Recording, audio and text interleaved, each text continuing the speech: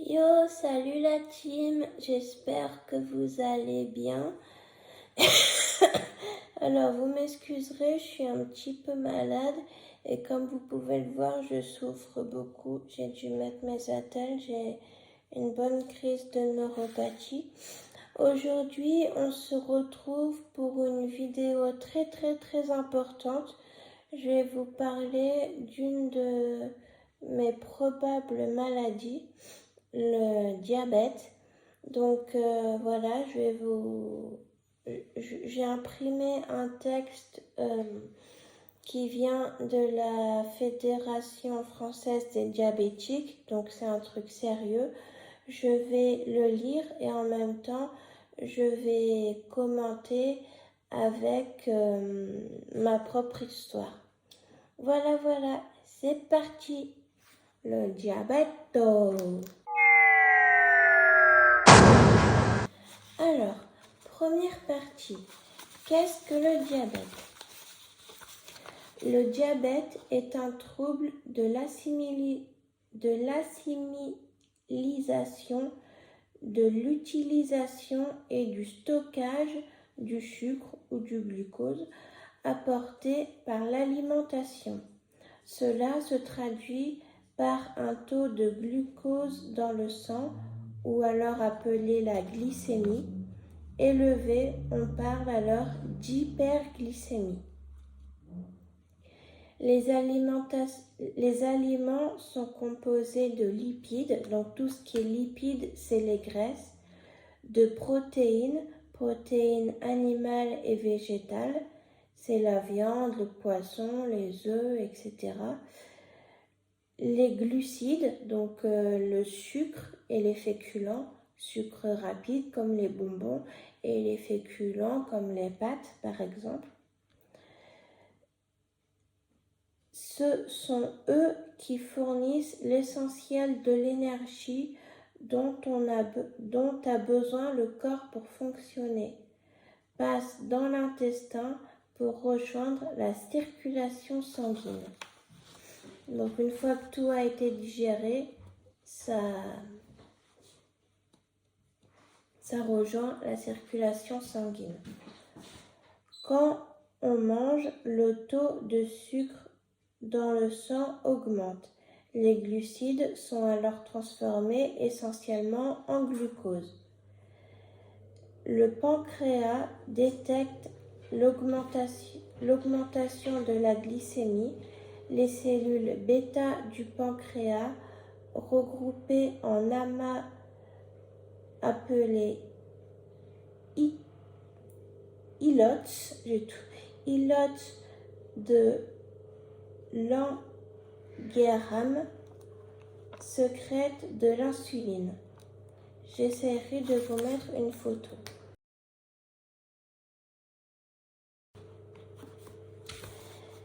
L'insuline fonctionne comme une clé. Elle permet au glucose de pénétrer dans les cellules de l'organisme, dans les muscles, les tissus adipeux et dans le foie où il va pouvoir être transformé et stocké. Le glucose diminue alors dans le sang.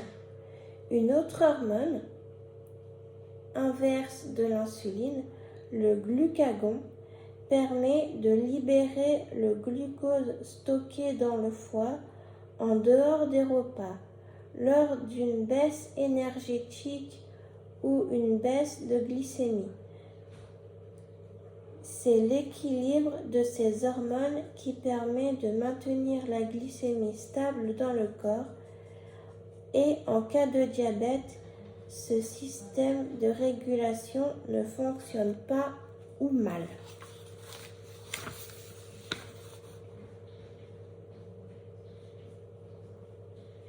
Alors, examen et diagnostic, comment savoir si l'on a du diabète?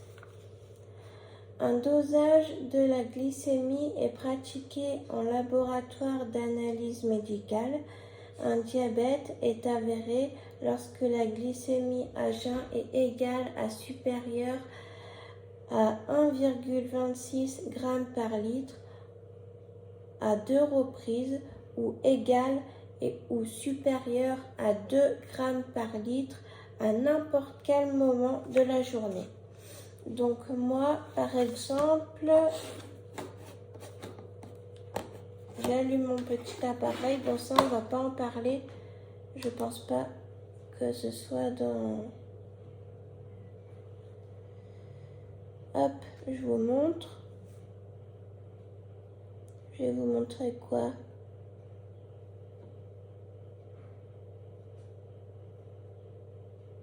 Je vous en trouve une belle, hein, parce qu'il y en a, mais elles sont... Je vous en trouve une belle, la team.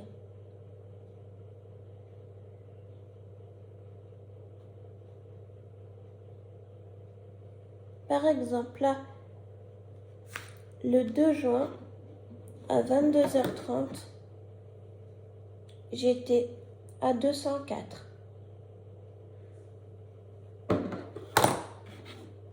Voilà.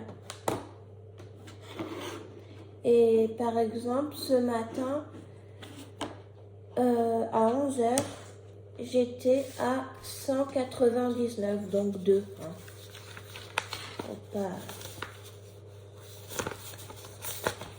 On n'est pas non plus, quoi, pour moi, on n'est pas non plus à 1 gramme près. Après, donc voilà, ça je l'ai dit. Désolée si je m'embrouille un peu, mais ce texte m'a bien plu et puis ça me semblait important de vous tenir informé. Comme des fois je vous parle de mes glycémies, tout ça, qui sont plus ou moins bonnes. Et bien comme ça, vous savez... Donc, les 2 types de diabète, on va dire les 2 types principaux, parce qu'il n'y a pas que le type 1 et le type 2, comme on pourrait le croire. On distingue principalement, et à bien souligner le principalement, 2 types de diabète. Le diabète de type 1, qui touche environ 6% de diabétiques, et le diabète de type 2, qui touche 92%. Les autres diabètes concernant les 2% restants sont les diabètes plus rares, comme le MODY, qui est un diabète plutôt génétique, héréditaire, le LADA.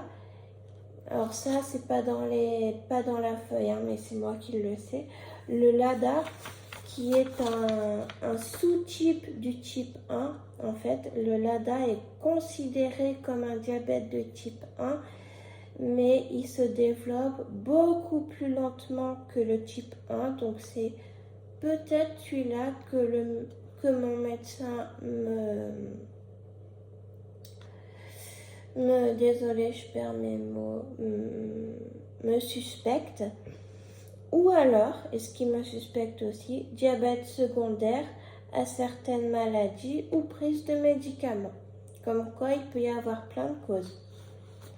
Le diabète de type 1, avant on l'appelait diabète insulinodépendant ou DID, diabète insulinodépendant. Le diabète de type, voilà, c'est ce que j'ai dit, est habituellement découvert chez les personnes jeunes, enfants, adolescents ou jeunes adultes. C'est pour ça qu'ils me suspectent peut-être le LADA. Je suis trop jeune pour avoir un type 2 par exemple. Normalement, après, bon, il y a toujours des exceptions. Les symptômes sont généralement une soif intense, c'est mon cas. Des urines abondantes, c'est difficile à dire pour moi, mais on pourrait dire que c'est mon cas. Un amaigrissement rapide, malheureusement c'est pas mon cas, moi ça a été l'inverse. Ce diabète résulte de la disparition des cellules bêta du pancréas, entraînant une carence totale en insuline.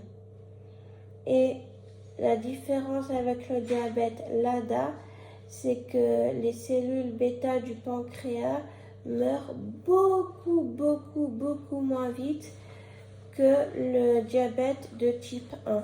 C'est pour ça que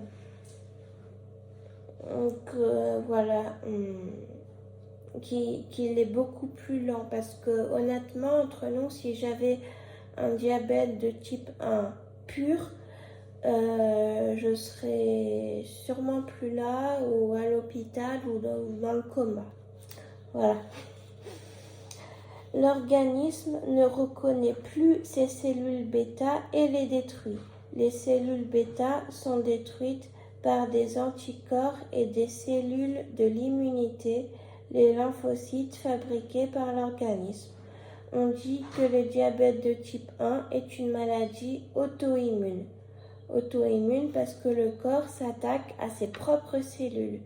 Il ne tue pas les cellules étrangères, mais il tue les siennes.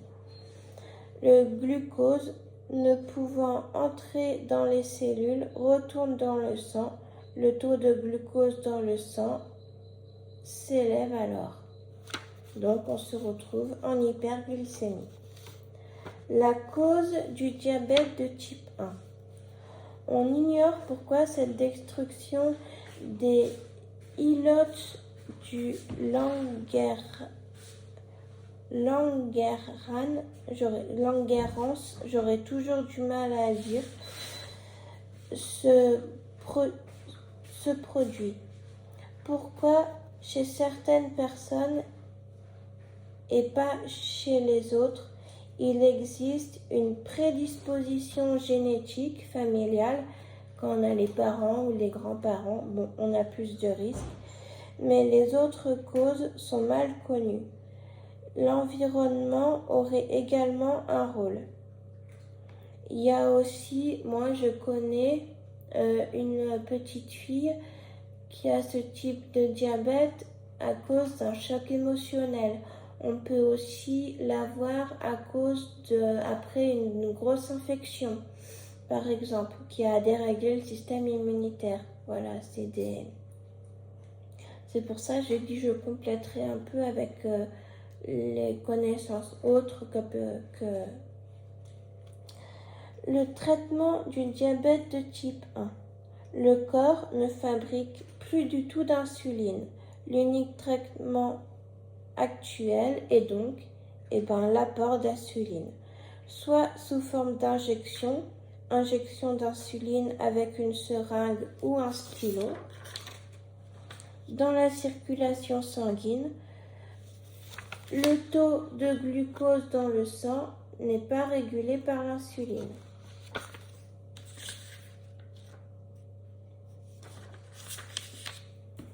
Ou sinon, on a aussi comme autre, à mon avis, elle doit être vieille cette. On a aussi comme autre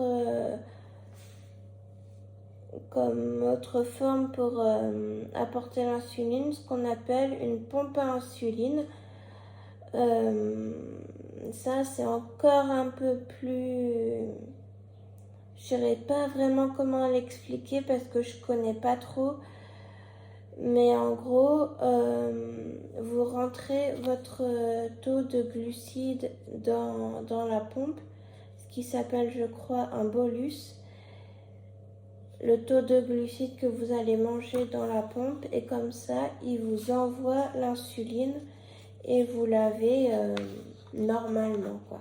Alors qu'avec un stylo, bien sûr, avant chaque repas, on mesure sa glycémie, ce que je fais aussi. Et avec un stylo, c'est je sais pas, je vais dire une bêtise, entre 1,50 et 2, par exemple, avant le repas, on doit s'injecter tant d'insuline. Alors qu'avec la pompe, c'est beaucoup plus précis à mon avis. Alors, la cause du diabète de type 2, maintenant. Il n'existe pas une cause précise, mais un ensemble de facteurs favorisants. On retrouve toujours une origine génétique. Le facteur familial est tout à fait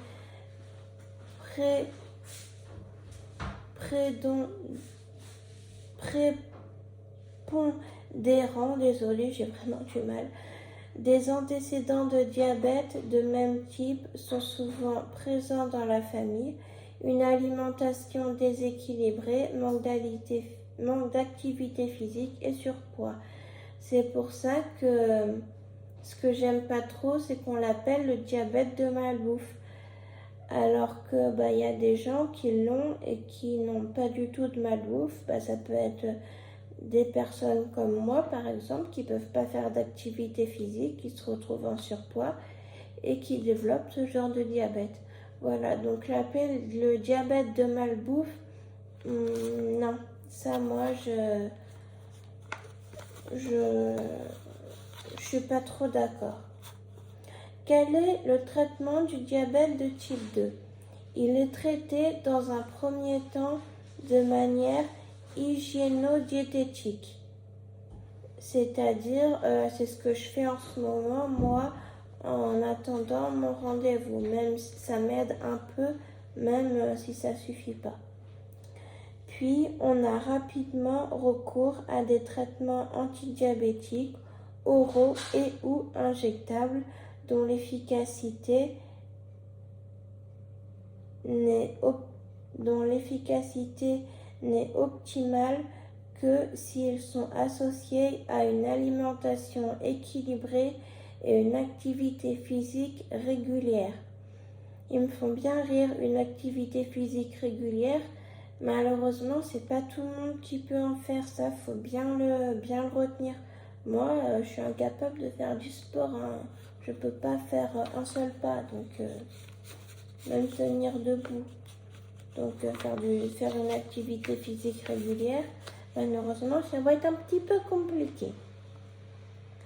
Le diabète de type 2 étant une maladie évolutive, après l'augmentation progressive des antidiabétiques, escalade thérapeutique, des injections d'insuline seront proposées en complément aux patients lorsque la carence en insuline sera trop importante.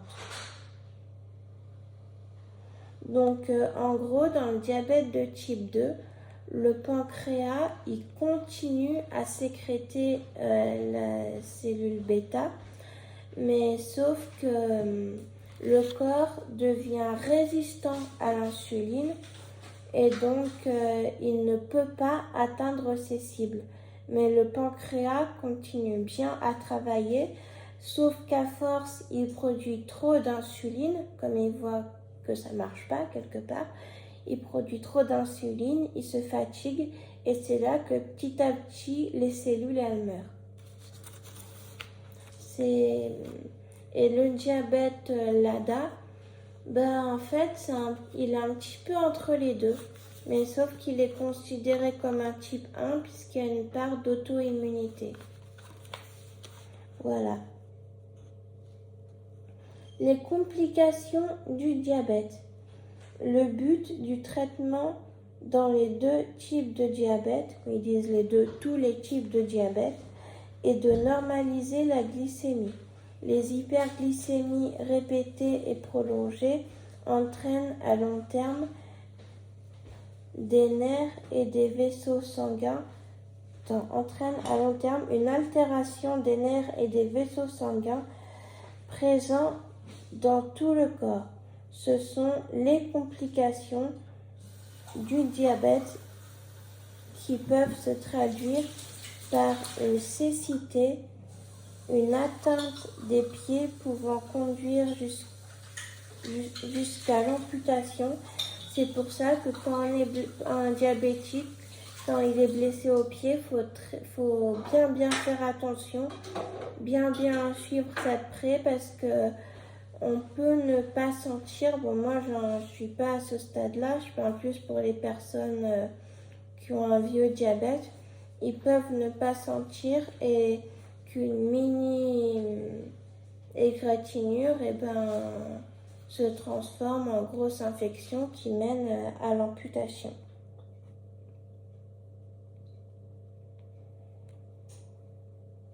Voilà, des infarctus et des accidents vasculaires cérébraux, des troubles de l'écarction et une insuffisance rénale. Et il y a aussi les yeux qui sont touchés, des troubles de la vue, je sais plus comment ça s'appelle exactement. Enfin, ça c'est la complication que je ressens. Je sais pas trop si c'est une complication ou un symptôme. Enfin, au niveau des yeux, je me sens gênée.